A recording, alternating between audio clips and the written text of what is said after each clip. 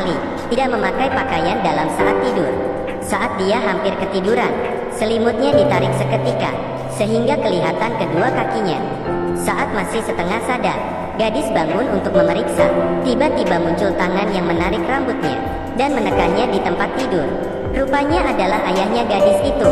Gadis itu bertanya, "Kenapa?" Ayahnya tidak menjawab. Dia melihat ke arah badan Sun Wo dengan tatapan yang menggelikan. Saat dia melihat ke bawah lagi, dengan fokus dia melihat Sun Wo. "Putriku sudah tumbuh dewasa." Gadis yang sangat kasihan. Dia sangat ketakutan. Badannya sudah gemetaran. Ayahnya perlahan-lahan melepaskan tarikannya, kemudian mengelus mukanya. Air matanya turun dari pipinya. Saat Sun Wo mengira akan terjadi sesuatu, ayahnya malah pergi meninggalkan dia. Ayahnya pergi meninggalkan Sun Wo yang terdiam tanpa kata. Keesokan pagi, ibunya seperti biasa menyiapkan sarapan. Sun Wo duduk terdiam. Hatinya sangat kacau. Dia berpikir apakah perlu memberitahu kejadian semalam ke ibunya. Adiknya turun dari tangga. Adik kecil juga datang ke meja makan. Ayahnya Sun Wo dengan senang hati duduk di sampingnya, seperti tidak terjadi apapun kemarin. Sun Wo mengingat kembali muka ayahnya kemarin yang sangat menakutkan. Tapi saat ini, ayahnya seperti kembali ke normal lagi. Sun Wo segera pergi. Semua orang kebingungan. Ibunya meletakkan sup di atas meja dengan keras, membuat mereka semakin bingung. Ibunya hanya diam, kemudian dengan lahap memakan makanan, seperti beberapa hari tidak makan. Semua kelakuan aneh ini membuat semua orang semakin takut. Adiknya memuntahkan makanan dan bilang, "Terlalu asin." Ibunya mengambil segenggam telur, kemudian memasukkan ke mulut seperti orang gila. Apa yang terjadi pada sekeluarga ini? Setelah pindah masuk ke rumah ini, sekeluarga ini semakin aneh. Di dalam halaman rumah, seorang tetangga yang membuat patung aneh.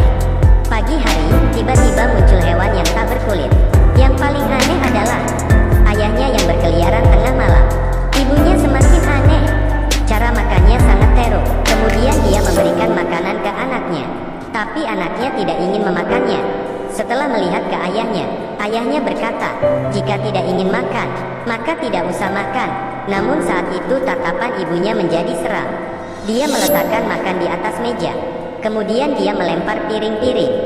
Anak-anak ketakutan hingga gemetaran. Ibunya semakin emosi. Dia memukul meja dengan emosi, berteriak, "Kalian tidak tahu bersyukur?" Dia melihat anaknya dengan tatapan tajam.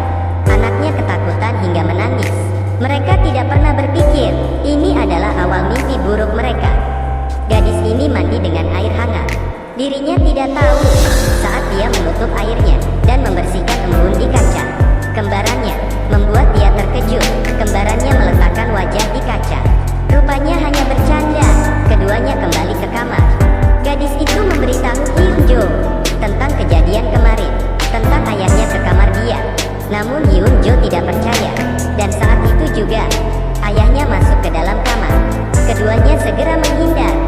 Semua kata-kata tadi terdengar jelas oleh ayahnya.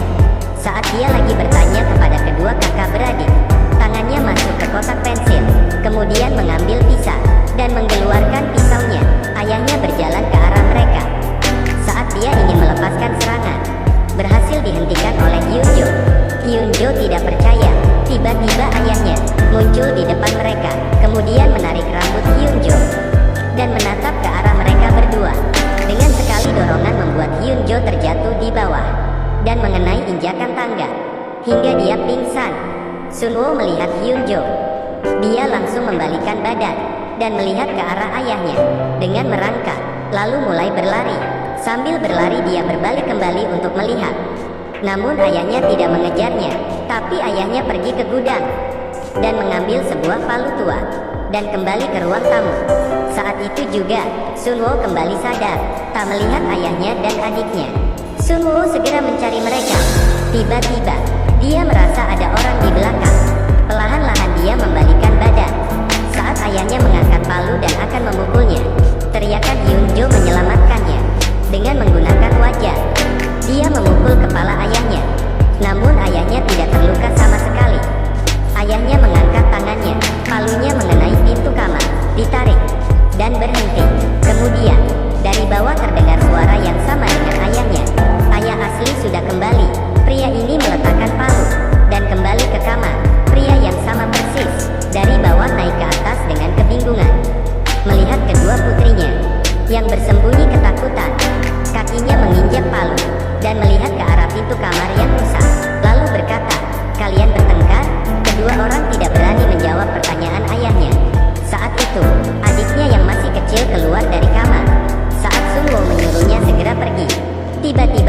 wanita keluar dan mengambil palu itu. Adiknya melihat itu. Ayahnya berbalik badan, melihat istrinya yang sedikit aneh. Istrinya tidak mengeluarkan suara. Perlahan-lahan dia mendekat. Kemudian, langsung mulai memukul. Pukulan kedua, pukulan ketiga. Semuanya gagal mengenai suaminya. Sekeluarga ini ketakutan. Istrinya melihat ke arah kedua putrinya. Kemudian mengangkat palunya dan memukulnya. Beberapa pukul mendarat di mereka. Tanpa pikir panjang, ayahnya memeluk ibunya. Tapi dia langsung didorong. Ibunya mengeluarkan senyuman yang aneh. Melihat sekeluarga ini, dia menyimpan senyumannya dan segera pergi. Kakinya menginjak kaca dan melewati kakinya. Kemudian ditarik keluar lagi, seperti tidak merasakan sakit. Kemudian dia masuk ke kamar. Tiba-tiba, dari bawah terdengar suara istrinya. Dengan menutup mulutnya, dia naik ke atas dengan terkejut. Pria itu kembali melihat ke arah kamar. Siapa orang yang tadi? Tapi, dia masih sangat takut dengan istrinya. Kemudian dia membuka pintu kamar itu. Dalamnya tidak ada orang sama sekali. Tapi, palau yang bercak darah ada di atas lantai. Palau yang bercak darah ada di atas lantai. Terlihat oleh pria itu. Ibunya mendekati kedua putrinya. Namun putrinya ketakutan dan segera menghindar. Keesokan hari, pria itu menelpon adiknya agar dia membantu menyelesaikan masalah itu. Pada sore hari itu, adik yang bekerja sebagai pastor datang ke rumah abangnya. Dia sempat bilang ke abangnya tentang apa yang dia lihat. Tapi abangnya tidak percaya, sehingga membuat hubungan mereka semakin jauh. Malam itu, sekeluarga memutuskan untuk tidur bersama. Tengah malam, adik kecil terbangun karena kebelet pipis. Dia tidak mengganggu orang lain. Anak bungsu yang polos ini, saat dia sendiri masuk ke toilet, bayangan anak kecil yang sama persis melewatinya. Benar saja, semua anak bungsu di dunia ini sama saja. Anak itu mengangkat pisau dan mengeluarkan senyuman aneh, mengangkat dan berhenti.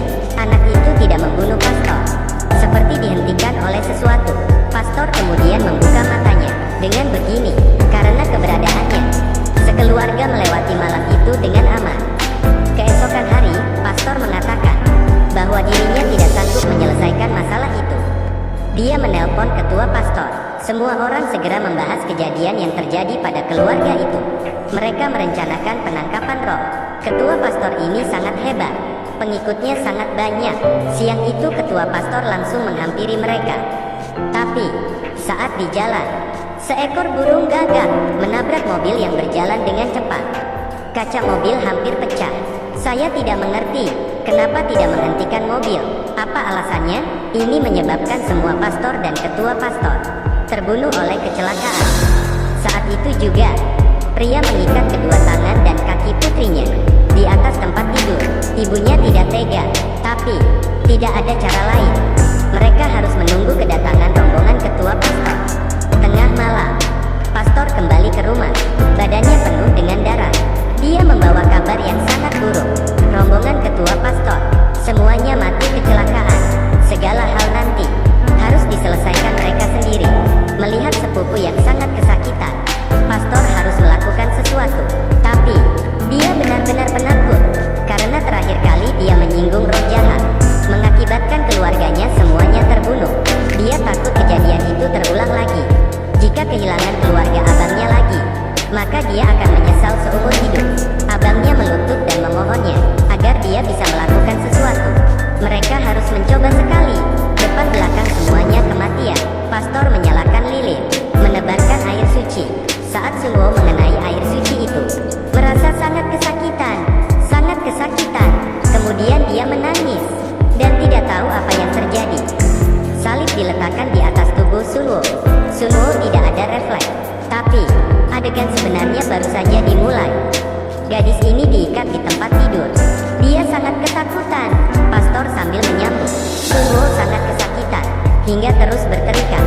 Keluarga yang melihat itu sangat sedih dan sangat sakit hati. Dia berteriak, kenapa? Kenapa harus begitu menyiksanya? Pastor bertanya ke ayahnya, apakah masih terus dipukul? Ayahnya membulatkan hati dan mendekati Sunwo. Dengan lembut dia menekannya dan melepaskan ikatan. Sunwo terus menangis. Pastor mengeluarkan salib dan meletakkan Selesai dengan tangisan gadis itu. Cambuk kedua dipukulkan. Sakit. Cambuk ketiga dipukulkan. Masih sangat sakit. Cambuk keempat membuatnya hampir mati. Cambuk kelima, cambuk keenam dipukul ke badan Sunwo. Tapi sakitnya di hati ayahnya. Pastor mengganti cambuknya dan terus mencambuk. Gadis itu kesakitan, hampir kehilangan rasa. Saat dia membalikan kepalanya, cambuk mengenai mukanya. Saat itu juga, agensi bergegas ke lokasi kecelakaan. Saat mereka menyelamatkan rombongan ketua pastor, tiba-tiba terjadi ledakan. Hal yang aneh adalah, pastor itu juga dalam rombongan itu, dan sudah pingsan sangat lama. Di sisi lain, Sunwo sudah hampir mati dicambuk. Jika mereka tahu bahwa pastor ini adalah dari roh jahat, akan ada cerita seperti apa? Pastor masih terus mencambuk dengan keras ke badan Sunwo.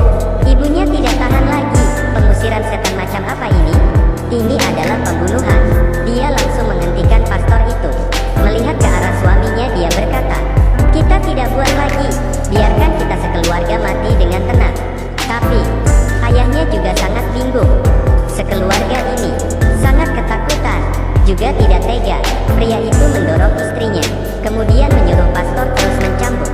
Tiba-tiba suara terdengar di telinga pria itu, "Kau adalah penakut. Kalian salah pukul orang." Pria itu seperti mengerti sesuatu. Perlahan-lahan dia bangun, kemudian mencekik istrinya. Dengan kuat, pastor mengeluarkan senyuman yang aneh. Anak kecil ini ketakutan.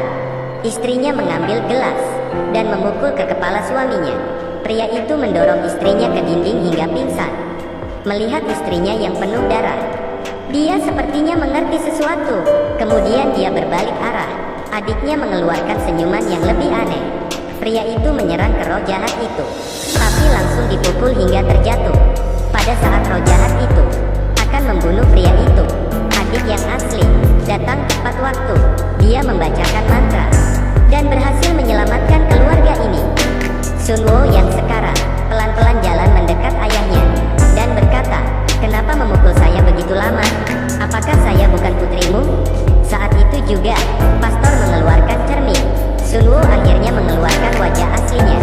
Pastor memutuskan untuk membawa roh itu di dalam tubuhnya, bersama dengan roh jahat, pergi ke surga dan dihukum. Lambang imannya jatuh ke atas lantai. Ini adalah kali pertama dia berpisah dengan lambang imannya. Cerita akhirnya terlihat sangat sadis. Saya memilih untuk tidak meneruskan lagi. Pasti berhasil mengalahkan roh jahat dengan imamnya. Film pengusiran roh Korea ini sangatlah jago dalam pembuatan filmnya. Jika kalian tertarik, bisa coba menontonnya. Terima kasih sudah menonton. Sampai ketemu.